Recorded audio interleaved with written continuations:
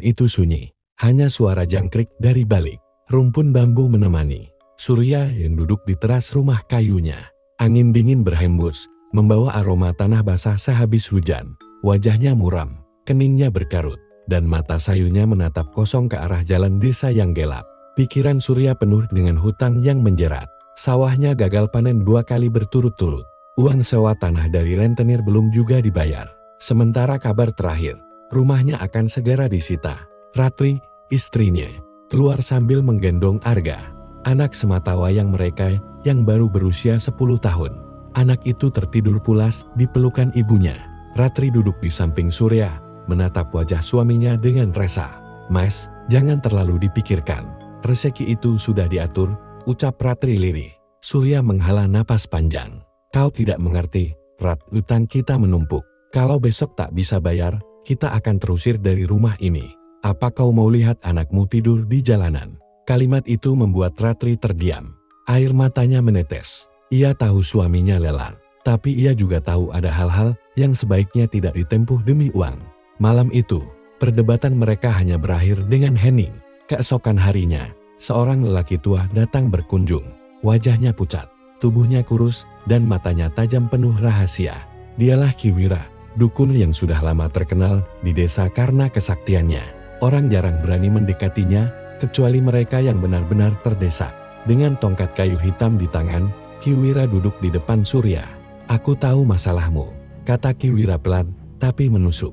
"Kau ingin membayar utangmu, kau ingin kaya. Ada jalan cepat, Surya.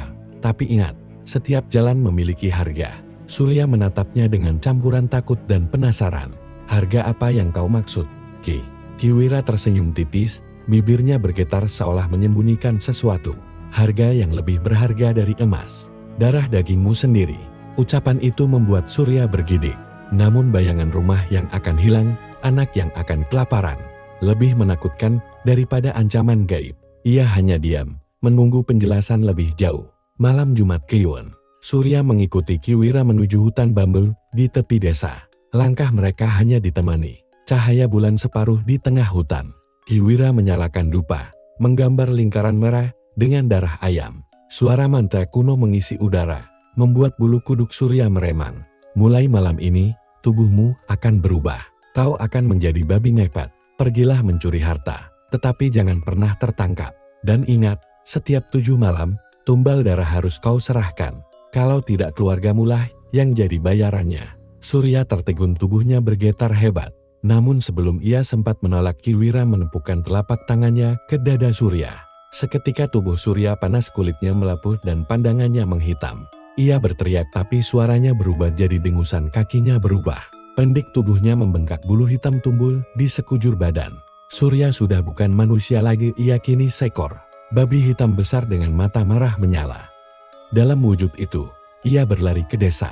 Setiap rumah yang ia dekati, uang dan emas entah bagaimana berpindah ke tubuhnya. Surya merasakan kekuatan baru, perasaan tamak bercampur dengan ketakutan.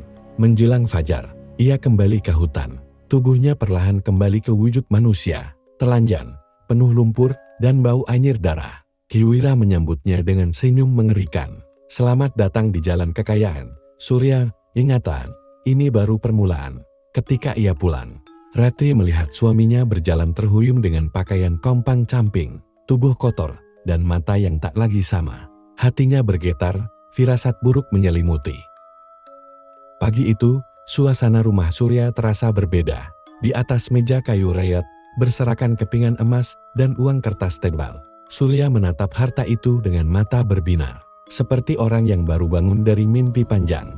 Jantungnya berdegup cepat, antara gembira dan takut. Ratri, yang baru keluar dari dapur, terbelalak melihat tumpukan harta itu. "Mas, dari mana semua ini?" tanyanya dengan suara bergetar. Ia tak berani menyentuhnya. Surya terdiam sejenak, kemudian tersenyum getir. "Anggap saja, rezeki yang tak terduga. Kita bisa bayar hutang, Rat, kita bisa hidup layak.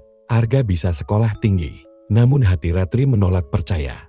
Nalurinya sebagai seorang istri tahu, ada yang tidak wajar. Ia menatap suaminya, mencoba membaca sorot matanya. "Mas, jangan bilang kau lakukan sesuatu yang melanggar. Aku takut." Surya mengalihkan pandangan. Ia tak sanggup bercerita, bahwa semalam ia berlari sebagai makhluk babi besar, mencuri harta warga desa. Bayangan tubuh berbulu, gigi tajam, dan mata merah masih melekat dalam ingatannya. Hari itu juga Surya membawa emas dan uang untuk melunasi hutang pada rentenir. Orang-orang desa terkejut melihat perubahan drastisnya. Pak Lurah Darmo, yang sedang duduk di warung kopi, memperhatikan dengan tatapan penuh tanya. Cepat sekali Surya bangkit. Baru kemarin dia terpuruk, sekarang sudah membayar semua utangnya. Gumam Pak Lurah dalam hati. Beberapa hari kemudian, cerita kehilangan mulai terdengar. Warga mengeluh uang simpanan lenyap dari kotak kayu. Perhiasan menghilang dari kamar. Bahkan seekor kambing hilang tanpa jejak. Anehnya, tak ada pintu yang rusak, tak ada jejak pencuri. Hanya tanda aneh, tanah berbekas seperti telapak kaki babi. Pak Lurah mulai gelisah. Ia mengumpulkan beberapa warga dan berkata, "Aku curiga ini ulah babi ngepet. Kalian tahu legenda itu kan? Hewan jadi-jadian yang mencuri harta orang." Warga saling berpandangan, rasa takut menyebar. Sementara itu, di rumah Surya, suasana semakin mencekam. Ratri menemukan darah menetes di lantai dekat kamar Arga saat ia telusuri. Ternyata berasal dari jari kecil anaknya. Luka tipis, seolah ada sesuatu yang sengaja menggores. Arga berkata polos, "Aku nggak tahu, Bu." Tiba-tiba saja berdarah. Hati Ratri bergetar hebat. Ia menatap Surya dengan penuh curiga. "Mas, apa hubungannya luka anak kita dengan semua harta ini?" Suaranya bergetar. Surya terdiam lama. Malam itu, ia kembali menemui Ki Wira. Dukun tua itu duduk di depan api unggun. Asap dupa mengepul di sekelilingnya. "Bagus, Surya," ucap Ki Wira dengan senyum licik. "Kau sudah menerima harta pertama. Tapi ingat, ini baru permulaan. Tumbal darah tak bisa dihindari. Setiap 7 malam, harus ada darah manusia. Kalau tidak, pesugihan ini akan menuntut lebih. Dan keluargamu lah yang akan menjadi bayarannya." Surya gemetar, wajahnya pucat. Ia tak berani membantah. Kata-kata Ki Wira menancap dalam-dalam di kepalanya. Malam itu, Ratri terbangun. Ia melihat Surya berdiri di depan ranjang Arga, menatap anak itu dengan wajah muram, tangan mengepal. Ratri segera memeluk anaknya, mata penuh amarah dan ketakutan. "Apa yang kau lakukan, Mas?" Surya hanya terdiam, lalu berjalan keluar rumah tanpa menjawab. Di luar, bulan purnama menggantung pucat di langit. Surya menatapnya lama. Sementara suara Ki Wira bergema di kepalanya, "Darah keluargamu, atau kekayaanmu lenyap." Surya tak bisa tidur. Kata-kata Ki Wira menggema di kepalanya, "Darah manusia, darah keluargamu sendiri." Ia duduk di tepi ranjang, menatap Ratri dan Arga yang terlelap. Nafas anaknya terdengar tenang, polos tanpa dosa. Namun dalam benak Surya, suara Ki Wira terus mendorong, harta takkan bertahan tanpa tumbal. Pagi harinya, Ratri menemukan Surya duduk di depan rumah. Wajahnya pucat. Ia tak banyak bicara, hanya menatap jauh ke arah sawah kering yang terbakar matahari. Ratri mencoba menyentuh bahunya, tetapi Surya menghindar. "Mas, apa yang sebenarnya terjadi? Kenapa aku lihat kau semakin aneh?" tanya Ratri dengan cemas. Surya hanya menjawab singkat, "Semua demi kita, Rat, demi Arga." Hari-hari berikutnya, Surya semakin gelisah. Harta yang ia bawa pulang makin banyak, tetapi rasa takut di wajahnya juga makin jelas. Warga desa mulai panik, kehilangan kian merajalela. Ibu-ibu berteriak uangnya lenyap, bapak-bapak kehilangan hasil panen. Bahkan emas kawin seorang pengantin baru hilang tanpa bekas. Dan selalu ada tanda aneh, bekas jejak babi di tanah. Pak Lurah Darmo semakin curiga. Malam-malam ia berkeliling desa, membawa lampu minyak, mencoba mencari siapa dalangnya. Ia tahu legenda babi ngepet, dan ia mulai yakin desanya kini diganggu makhluk itu. Di rumah Surya, ketegangan semakin memuncak. Suatu malam, Surya memegang pisau kecil. Tangannya gemetar. Ia mendekati tempat tidur Arga yang tengah pulas. Dengan hati hancur, ia menggores ujung jari anaknya perlahan. Darah merah menetes, jatuh ke dalam botol kecil yang ia sembunyikan. Arga meringis dalam tidur, tapi tak terbangun. Surya segera pergi menemui Ki Wira di hutan bambu. Ia menyerahkan botol kecil berisi darah itu. Ki Wira tersenyum, giginya yang kuning tampak jelas. "Bagus, Surya, kau sudah memilih jalanmu. Ingat, ini baru awal. Semakin besar hartamu, semakin besar tumbal yang diminta." Surya merasa perutnya mual. Ia ingin muntah, tetapi di kepalanya ia teringat rumah baru, sawah luas, pakaian bagus, dan senyum Arga saat bisa sekolah dengan layak. Ia menutup rapat hatinya, menekan rasa bersalah dalam-dalam. Namun Ratri bukan perempuan bodoh. Ia menemukan kain di ranjang Arga penuh bercak darah kecil. Dengan hati berdebar, ia memeriksa jari anaknya. Ada luka tipis, seolah digores dengan sengaja. Arga hanya berkata polos, "Entah kenapa, Bu, perih sekali, tiba-tiba berdarah." Ratri merasa dadanya sesak. Malam itu, ia memperhatikan Surya pulang dengan mata kosong. Wajahnya penuh keringat. Ia tak tahan lagi. "Mas, apa yang kau lakukan pada anak kita?" bentak Ratri dengan suara bergetar. Surya terdiam, matanya berkaca-kaca. Ia ingin menjawab, tapi lidahnya keluh. Hanya suara Kiwira yang lagi-lagi bergaung di kepalanya, "Sekali kau masuk, tak ada jalan keluar." Di kejauhan, gunggungan anjing desa terdengar bersahut-sahutan. Pak Lurah yang berjaga malam itu menemukan jejak babi besar menuju hutan. Ia berbisik pada warga yang menemaninya, "Kita harus bersiap. Babi ngepet itu pasti akan kembali." Sementara di rumah Surya, Ratri memeluk Arga erat-erat, seolah melindungi anak itu dari sesuatu yang tak terlihat. Matanya menatap suaminya dengan campuran takut, marah, dan sedih. "Mas, jangan sampai kau serahkan anak kita. Aku tidak akan diam." Surya menunduk, air mata jatuh membasahi pipinya.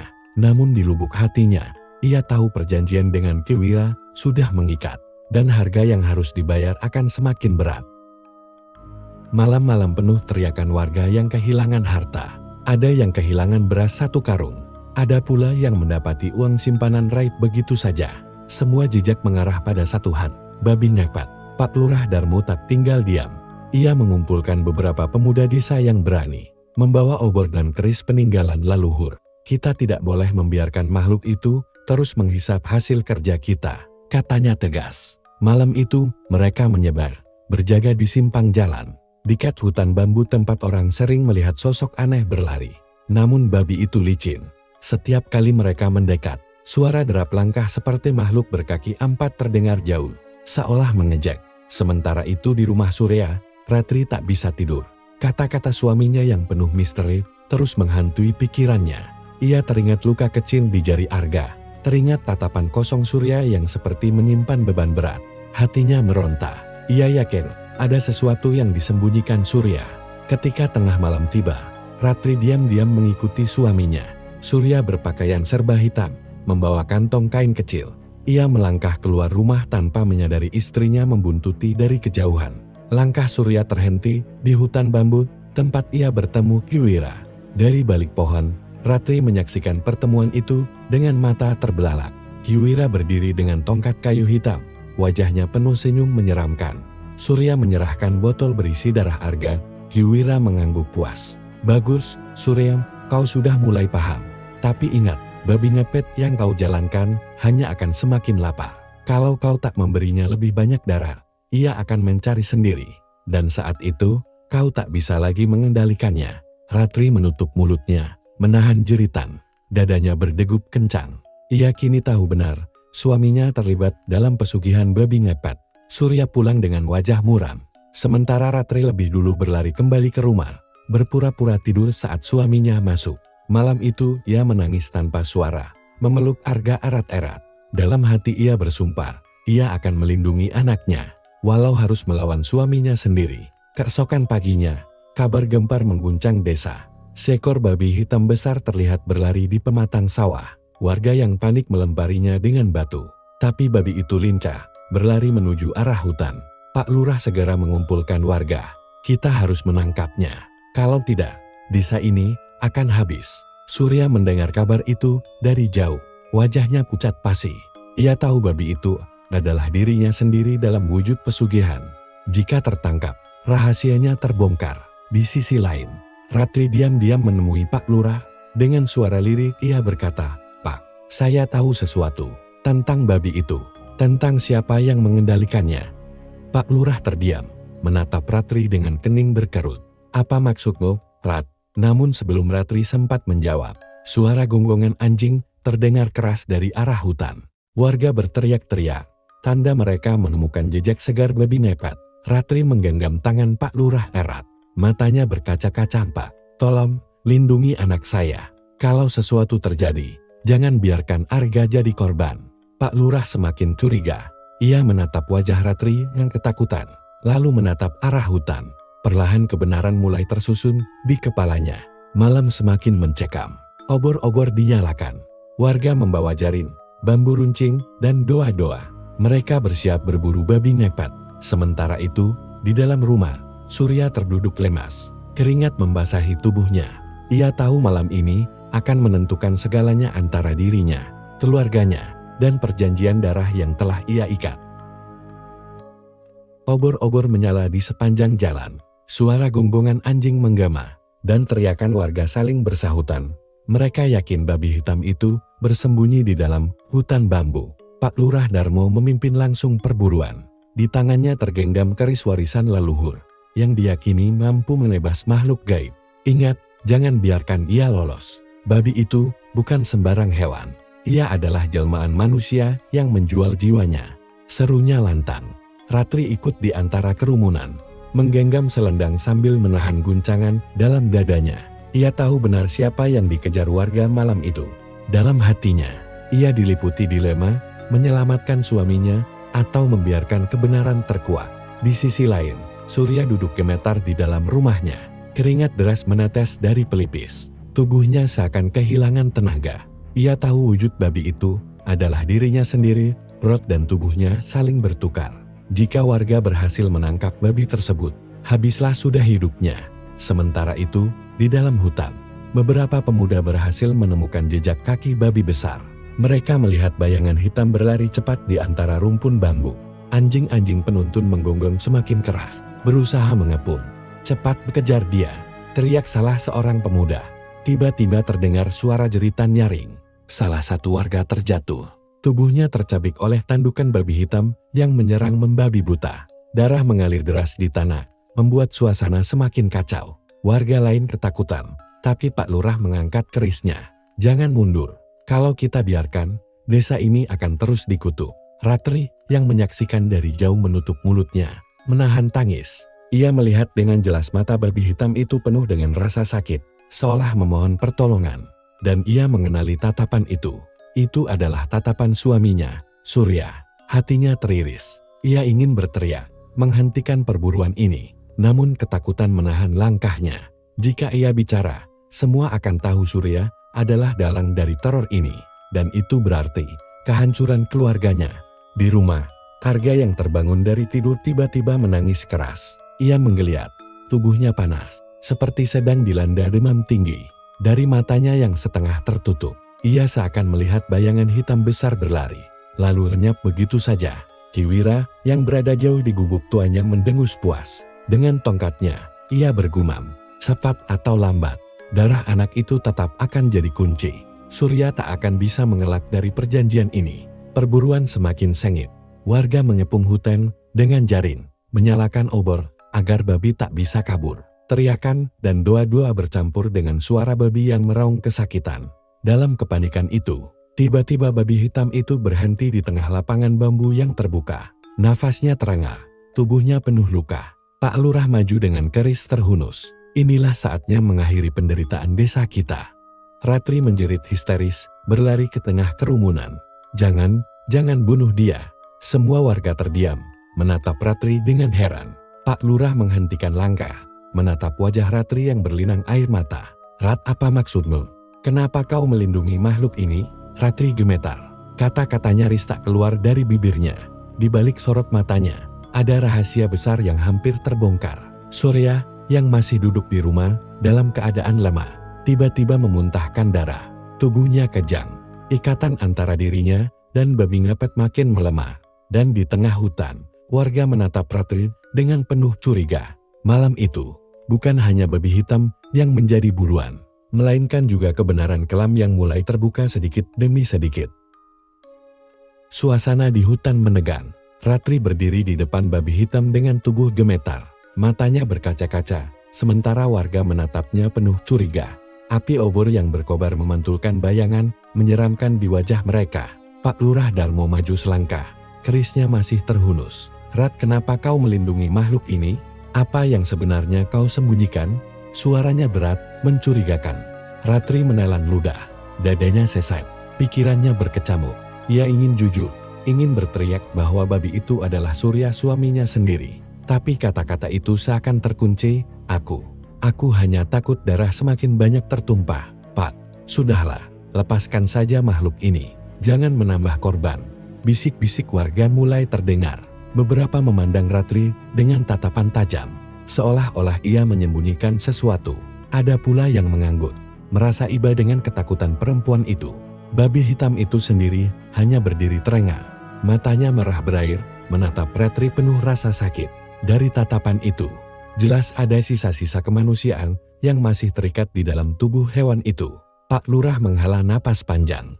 Makhluk ini sudah membunuh. Kalau kita biarkan, desa ini takkan pernah tenang. Ratri, aku tahu kau orang baik, tapi jangan sampai belas kasihmu menutup mata dari kebenaran. Ia mengangkat kerisnya tinggi-tinggi, siap menebas. Ratri berteriak, jangan. Tubuhnya refleks menghalangi babi hitam itu. Beberapa warga kaget, sebagian lagi langsung menariknya ke samping. Namun tangisan Ratri membuat mereka ragu untuk menyerang. Sementara itu, di rumah, Surya menggeliat di lantai. Tubuhnya penuh luka memar, seakan menanggung setiap serangan yang diterima wujud babi di hutan. Napasnya tersengal, darah segar keluar dari mulutnya. Ia sadar, ikatan dengan pesugihan semakin rapuh. Jika babi itu mati, ia juga akan lenyap. Arga yang masih demam merintih di tempat tidurnya. Tiba-tiba, matanya melotot, tubuhnya kejang. Ia berteriak dengan suara yang bukan miliknya dalam, berat, menyeramkan. Darah anak ini.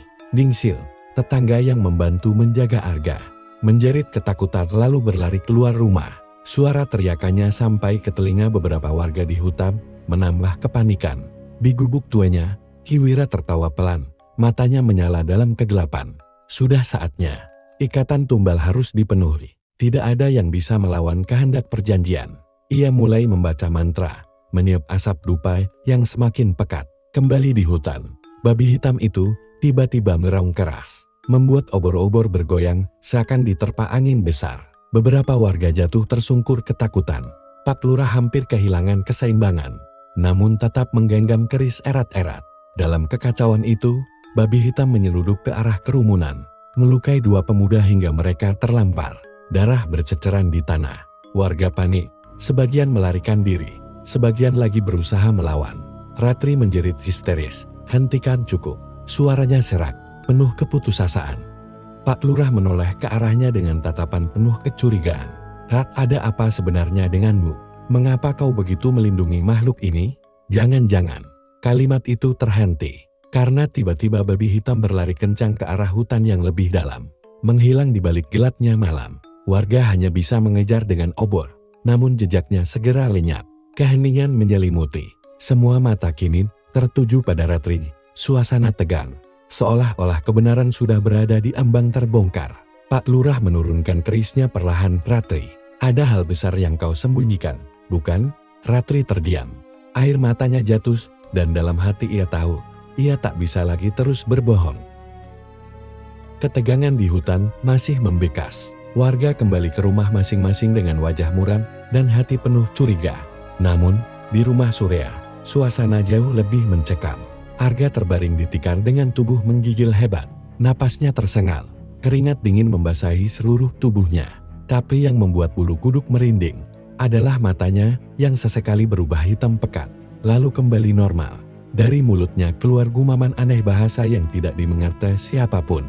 Ratri duduk di samping anaknya, memeluk erat sambil menitikkan air mata. Nak, bertahanlah, ibu ada di sini.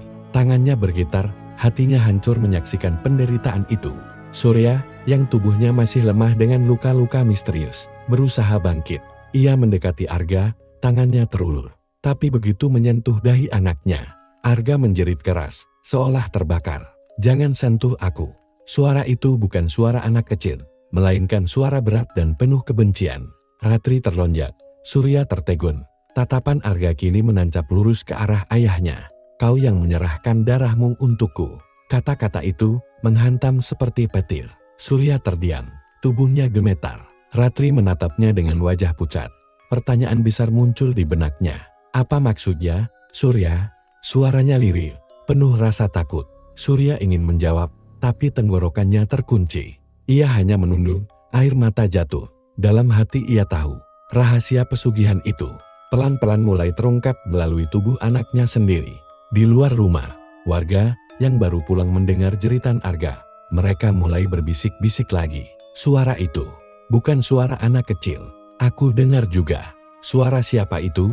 Jangan-jangan keluarga Surya yang menyembunyikan sesuatu. Pak Lurah yang berjalan paling belakang berhenti, menatap rumah Surya dengan curiga. Ia lalu memberi tanda pada dua pemuda. Kita perhatikan baik-baik keluarga itu. Jangan sampai desa ini hancur karena rahasia mereka. Di sisi lain, Ki Wira duduk di gubuknya, tertawa dengan suara serak. Asap dupa makin pekat mengepul, memenuhi ruangan. Tumbal sudah mulai menerima roh. Sebentar lagi, pintu sepenuhnya terbuka. Matanya memerah, bibirnya berlumuran darah dari ritual yang baru saja ia lakukan. Kembali ke rumah Surya, Arga kini terdiam. Tubuhnya lemas, namun wajahnya tetap menyeramkan. Ia berbisik pelan, nyaris tak terdengar. Aku haus, darah-darah. Ratri menutup telinganya, menahan tangis. Cukup, jangan lagi, nak, ibu mohon. Surya, dengan suara pecar, akhirnya berkata lirih, Ratri, aku harus jujur. Semua ini salahku. Ratri menoleh dengan mata membesar. Apa yang kau lakukan, Surya? Sebelum Surya sempat menjawab, tiba-tiba pintu rumah mereka berderak keras. Seakan ada yang mendorong dari luar. Lampu minyak bergetar. Bayangan di dinding menari liar. Suara ketukan keras menggema. Dum, dum, dum. Suara itu diikuti teriakan seorang warga dari luar. Surya, Ratri, buka pintu. Kami harus bicara. Ratri dan Surya saling berpandangan dengan wajah pucat. Arga kembali menggeliat, lalu tertawa kecil dengan suara yang bukan miliknya. Mereka sudah datang. Mereka akan tahu siapa kita sebenarnya. Suasana makin mencekam. Rahasia Surya berada di ambang terbongkar. Sementara waktu untuk menyelamatkan Arga semakin menipis. Ketukan keras di pintu rumah Surya membuat suasana semakin tegang. Ratri menatap suaminya dengan wajah penuh ketakutan. Sementara Surya hanya terdiam. Keringat dingin menetes di pelipisnya. Dari luar, suara Pak Lurah terdengar lantang. Surya, kami tahu ada yang tidak beres. Buka pintu ini sekarang, sebelum kami paksa masuk. Ratri memeluk Arga yang masih terbaring lemah dengan tatapan mata hitam pekat. Bocah itu terkekeh pelan. Suaranya terdengar seram. Buka saja, biar semua tahu. Surya menarik napas panjang. Ia sadar, jika pintu terbuka, aib yang disimpannya bertahun-tahun akan terkuak. Namun jika ditutup rapat, desakan warga hanya akan semakin kuat. Akhirnya, dengan langkah gontai, ia membuka pintu. 3 orang pemuda bersama Pak Lurah masuk dengan wajah tegang. Lampu minyak di ruang tengah bergetar. Bayangan mereka memanjang di dinding. Pak Lurah menatap lurus ke arah Surya, katakan jujur. Apa yang terjadi pada keluargamu? Suara jeritan anakmu. Itu bukan suara biasa. Sebelum Surya sempat menjawab, tiba-tiba Arga tertawa keras. Matanya yang hitam menatap Pak Lurah. Aku bukan anak biasa. Aku adalah daging tumbang dari perjanjian ayahku. Semua yang ada di ruangan itu tertegun. Ratri menjerit, menutup telinga seolah tak ingin mendengarnya. Pak Lurah melangkah maju dengan wajah penuh kecurigaan. Surya, apa maksud ucapan anakmu barusan? Surya terdiam, tubuhnya lemas. Suara serak keluar dari bibirnya, aku melakukan kesalahan besar. Saat Arga lahir, aku takut miskin, takut tidak bisa memberi makan keluargaku. Lalu aku mendatangi Ki Wira. Nama itu membuat wajah Pak Lurah berubah pucat. Ki Wira, kau gila. Surya, kau tahu dia dukun pesugihan terlarang. Surya menunduk. Aku tergoda. Ki Wira bilang, jika aku memberikan darah pertama anakku saat lahir, hidupku tak akan pernah kekurangan. Dan aku melakukannya. Darah Argaku berikan pada ritual itu. Tangis Ratri pecah. Ia jatuh berlutut sambil menatap suaminya dengan mata penuh luka. Surya, bagaimana bisa kau korbankan anakmu sendiri? Arga kembali tertawa. Tubuhnya bergetar keras. Suara yang keluar dari mulutnya kini terdengar seperti bisikan banyak orang sekaligus. Kini roh itu menuntut balas. Tubuhku bukan lagi milikku. Aku milik mereka. Para pemuda mundur ketakutan. Salah satunya berbisik, ini bukan manusia lagi. Pak Lurah menatap tajam Surya, keserakahanmu membawa bencana. Kita harus hentikan ini sebelum desa kita hancur. Namun tiba-tiba, suara teriakan panjang menggema dari luar rumah. Warga yang berkumpul di depan rumah berlarian panik. Salah satu dari mereka berteriak, "Ada bayangan hitam besar di hutan." Ia menuju desa. Pak Lurah menoleh dengan wajah pucat, lalu kembali menatap Surya. "Kau lihat apa yang sudah kau lepaskan? Roh pesugihan itu keluar, dan ia akan menjemput tumbalnya."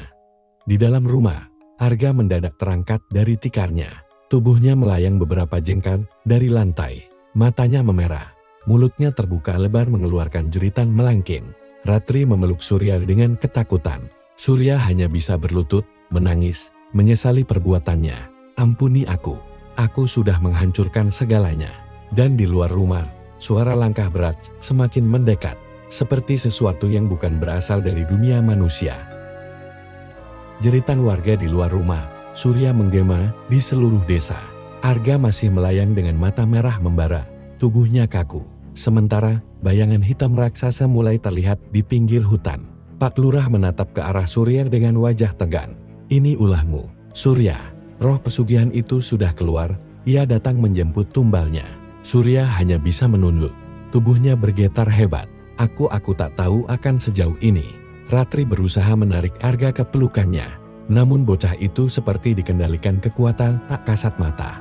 Dari mulut Arga keluar suara serak yang bukan miliknya. Tumbal sudah dipanggil.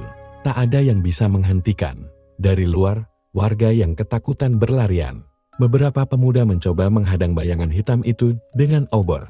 Namun api mereka padam seketika. Suara berat seperti gemuruh terdengar, membuat tanah bergetar. Pak Lurah menggertakkan giginya. "Kita harus mencari Ki Wira. Hanya dia yang tahu cara menutup pintu antara dunia ini dan dunia roh." Mendengar nama itu, Surya terbelalak. "Tidak. Aku tak mau bertemu lagi dengan dia. Dialah yang membuatku terjebak dalam semua ini." Ratri menoleh dengan marah. Air matanya bercucuran. "Suryan, karena keserakahanmu, anak kita jadi begini. Jika itu satu-satunya cara, maka kita harus lakukan." Tiba-tiba, pintu rumah berderak keras. Sesuatu dari luar mencoba masuk. Bayangan hitam itu menyusup lewat celah-celah, menempel di dinding, meluas, hingga ruangan semakin gelap. Warga yang ada di luar menjerit, ada yang jatuh pingsan, ada pula yang nekat berlari ke hutan untuk menjauh. Arga mendadak terhenti di udara. Matanya memandang kosong ke arah bayangan itu. Lalu dengan suara bergema ia berkata, "Ayah, waktumu hampir habis." Mereka menagih janji. Surya jatuh berlutut, tangannya gemetar menutupi wajah. Aku rela. Ambil aku saja, jangan anakku." Namun suara dari bayangan itu menjawab, "Perjanjian tak bisa diganti. Yang dipilih tetap harus dibayar dengan darahnya." Pak Lurah segera memberi aba-aba pada dua pemuda. "Cepat, cari Ki Wira di gubuknya. Katakan padanya ini soal hidup dan mati desa kita." Mereka berlari menembus kegelapan. Sementara di dalam rumah, suasana semakin mencekam. Ratri menjerit, memeluk kaki Arga yang melayang. "Tidak, jangan ambil anakku. Tolong." Bayangan itu semakin pekat, memenuhi langit-langit rumah.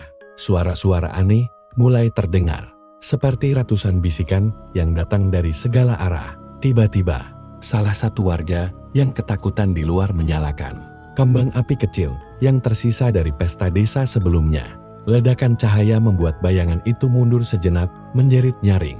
Arga terjatuh ke lantai, tubuhnya menggeliat, seolah ada sesuatu yang keluar dari dalam dirinya. Ratri bergegas mendekapnya, namun Arga menatapnya dengan mata setengah merah. "Ibu, aku sakit, mereka masih di dalam tubuhku." Pak Lurah menatap Surya tajam. "Jika Ki Wira tidak segera datang, anakmu, dan mungkin seluruh desa ini, akan binasa." Di kejauhan, suara gonggongan anjing bergema, menandakan sesuatu atau seseorang sedang mendekat dari arah hutan. Apakah itu Ki Wira, atau justru sesuatu yang lebih buruk? Suara gonggongan anjing semakin keras, bercampur dengan langkah tergesa di tanah berpasir. Di tengah kegelapan yang mulai menelan desa, dua pemuda akhirnya muncul kembali. Wajah mereka pucat, nafas tersengal. "Pak Lurah," teriak salah satunya, "kami menemukannya. Ki Wira, dia datang." Sosok tua dengan tongkat kayu, tubuh kurus terbungkus jubah hitam, muncul perlahan dari balik kabut. Wajahnya penuh keriput, namun matanya tajam menyala, seolah mampu menembus kegelapan. Dialah Ki Wira, dukun tua yang dulu menuntun Surya pada jalan pesugihan. Surya segera mundur, wajahnya pucat pasi. Tidak, jangan biarkan dia masuk. Aku tak mau melihatnya lagi. Namun Ratri menoleh dengan amarah bercampur putus asa. Diam, Surya. Ini satu-satunya harapan kita. Kiwira masuk ke dalam rumah, menatap Argai yang tergeletak lemah di lantai dengan mata masih berkilat merah. Bayangan hitam yang menempel di langit-langit bergetar, seolah gusar dengan kehadirannya. Hamem, gumam Kiwira lirih. Sudah terlalu jauh, kau membuka pintu itu. Surya, sekarang roh-roh menagih, lebih dari sekadar tumbal. Suara berat bergema dari bayangan hitam, pengkhianat. Kau yang pernah membukakan jalan bagi kami, kini ingin menutupnya kembali. Kiwira mengangkat tongkatnya, mengetuk lantai 3 kali.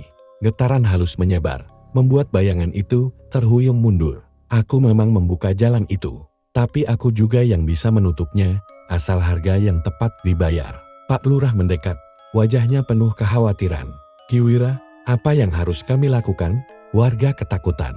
Desa ini akan musnah jika tidak segera dihentikan. Kiwira menatap Surya dalam-dalam. Harga ini harus dibayar oleh orang yang membuat perjanjian. Hanya darah Surya yang bisa menutup pintu ini. Ratri terperanjat. Tidak. Jika Surya mati, bagaimana dengan kami? Bagaimana dengan Arga? Kiwira menggeleng pelan. Jika pintu tidak ditutup, maka bukan hanya Surya, anakmu, bahkan seluruh desa akan menjadi korban. Roh-roh itu akan menelan semua jiwa. Surya jatuh berlutut, air matanya menetes. Aku tak mau mati, tapi aku juga tak sanggup melihat anakku jadi tumbal. Arga menggeliat di pelukan ibunya. Dengan suara lirih bercampur isar, ia berbising, "Ayah, tolong jangan biarkan mereka ambil aku." Kalimat itu menusuk hati Surya. Ia menutup wajahnya. Tubuhnya bergetar hebat. Semua orang menatapnya, menunggu keputusannya. Bayangan hitam mendesis marah. Dinding rumah berderak, atap bergetar. Jangan dengarkan dukun tua itu. Janjimu hanya bisa ditebus dengan tumbal yang sudah dipilih. Anak itu milikku. Kiwira menghentakkan tongkatnya sekali lagi. Cahaya merah samar keluar dari lantai, membentuk simbol-simbol kuno. Cepat, Surya, putuskan sekarang. Kau serahkan nyawamu, atau anakmu akan diambil untuk selamanya. Ruangan semakin panas, udara terasa menyesakkan. Ratri memeluk Arga erat, menangis terseduh. Pak Lurah menggenggam kerisnya, siap berjaga-jaga. Warga di luar hanya bisa berdoa, mendengar dentuman aneh dari dalam rumah. Surya menatap istrinya, menatap anaknya, lalu menatap Kiwira, wajahnya dipenuhi rasa bersalah yang tak terbendung. Dengan suara bergetar ia berkata, "Kalau itu satu-satunya cara, maka biarlah aku yang menebusnya." Bayangan hitam menjerit marah, sementara Kiwira bersiap melakukan ritual terakhir. Suasana di dalam rumah itu berubah semakin mencekam. Api pelita bergetar, seolah diterpa angin dari dunia lain. Bayangan hitam di langit-langit berputar liar, menjerit marah, menggaung seperti ribuan suara bersatu. Kiwira menancapkan tongkatnya ke lantai. Kita mulai sekarang, sebelum roh-roh itu semakin kuat. Surya, dengan wajah pucat penuh keringat dingin, maju perlahan. Ratri menahan tangannya dengan gemetar. Surya, jangan. Harus ada cara lain. Mata Surya berair, namun ia memaksa tersenyum tipis pada istrinya. Ratri, semua ini salahku. Aku yang serakah. Aku yang membuka pintu itu. Kalau aku terus hidup, Arga tidak akan pernah aman. Arga merintih lemah. Namun kali ini, matanya menatap ayahnya dengan kesadaran penuh. Ayah, jangan tinggalkan aku. Suara kecil itu menusuk jantung Surya. Ia hampir goyah. Namun Kiwira mendekat. Suaranya tegas namun dingin. Jika kau mundur sekarang, roh itu akan mengambil anakmu malam ini juga. Pilihannya hanya dua, darahmu atau jiwa anakmu. Pak Lurah yang sejak tadi berdiam diri, akhirnya maju dengan mata merah berkaca-kaca. Surya, aku mohon, jangan biarkan semua orang di desa ini binasa karena kesalahanmu. Tunjukkan bahwa kau masih punya hati. Bayangan hitam mendesis, tubuhnya semakin besar, memenuhi hampir seluruh ruangan. Jangan dengarkan mereka. Aku memberimu kekayaan, aku memberimu kehormatan. Janjimu belum lunas, Surya. Yang harus kau serahkan hanyalah anakmu. Tumbal itu yang paling manis. Surya menutup telinga, berlutut, menangis keras. Tubuhnya bergetar hebat. Kenapa? Kenapa aku begitu bodoh? Kiwira mulai menyiapkan sesaji kecil. Kendi tanah liat berisi air, bunga 7 rupa, dan sebilah keris kecil berbalut kain merah. Ia meletakkannya di tengah simbol-simbol kuno yang menyala samar di lantai. "Surya," ujar Ki Wira, "letakkan tanganmu di atas keris ini. Biarkan darahmu menetes ke tanah. Dengan begitu pintu akan tertutup dan roh-roh itu tak akan bisa lagi menagih." Ratri menjerit, memeluk Surya dari belakang. "Jangan, aku tidak sanggup kehilanganmu." Surya menoleh, menatap istrinya dengan tatapan terakhir penuh cinta. "Ratri, jagalah Arga. Katakan padanya, aku tidak pernah meninggalkannya.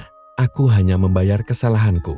Tangisan Ratri pecah. Ia tak mampu berkata-kata lagi. Surya mengangkat keris itu dengan tangan gemetar. Bayangan hitam melompat turun, berusaha merebut Arga, namun cahaya dari simbol-simbol itu membakar tubuhnya, membuat ia menjerit kesakitan. "Cepat, Surya, waktumu tinggal sedikit," teriak Ki Wira. Dengan teriakan penuh kepasrahan, Surya menancapkan keris itu ke dadanya sendiri. Darah memancar, jatuh ke tanah, membasahi simbol-simbol merah di lantai. Seketika itu juga, cahaya terang meledak memenuhi ruangan. Jeritan bayangan hitam menggema panjang, sebelum akhirnya tercerai-berai menjadi abu gelap yang lenyap ditelan angin. Arga menjerit, tubuhnya terlepas dari belita, tak kasat mata. Ratri langsung memeluknya, menangis histeris. Pak Lurah menunduk dalam, menggenggam kerisnya erat. Sementara itu, Ki Wira menutup mata, menghela napas berat. Sudah selesai, tapi harga yang dibayar sangat mahal. Surya terbaring di lantai, matanya setengah terbuka, bibirnya tersenyum lemah. Ia menatap sekali lagi ke arah istri dan anaknya, lalu menghembuskan napas terakhir. Ratri menjerit pilu. "Surya!" Malam itu, desa akhirnya terbebas dari teror roh pesugihan. Tapi harga penebusannya adalah nyawa seorang ayah yang memilih mengorbankan dirinya demi anaknya. Fajar perlahan merekah di langit timur, menggantikan malam yang penuh teror. Desa yang semalaman diguncang jeritan gaib kini sunyi, seolah ikut berduka atas peristiwa yang baru saja terjadi.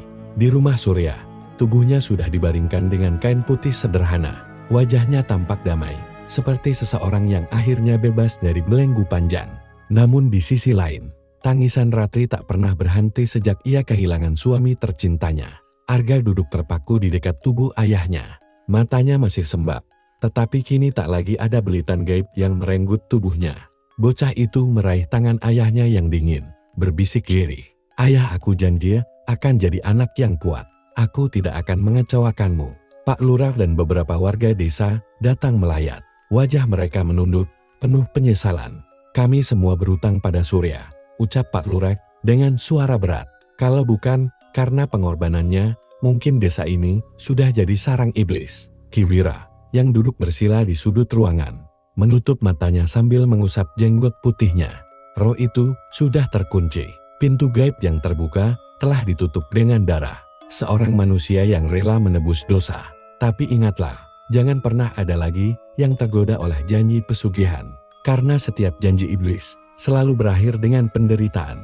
Hari itu, Surya dikuburkan dengan doa dan tangisan. Angin bertiup lirih di pemakaman desa, seolah alam pun turut merasakan kehilangan seorang ayah yang akhirnya menebus kesalahan dengan nyawanya. Ratri berdiri di sisi makam, wajahnya pucat, matanya bengkak. "Aku akan menjaga Arga. Aku akan terus hidup demi anakmu," katanya lirih sambil menyentuh nisan suaminya. Malam tiba, desa sudah tenang. Tak ada lagi suara gaib atau bayangan hitam yang menghantui. Namun di kamar Arga, bocah itu terbangun dari tidurnya.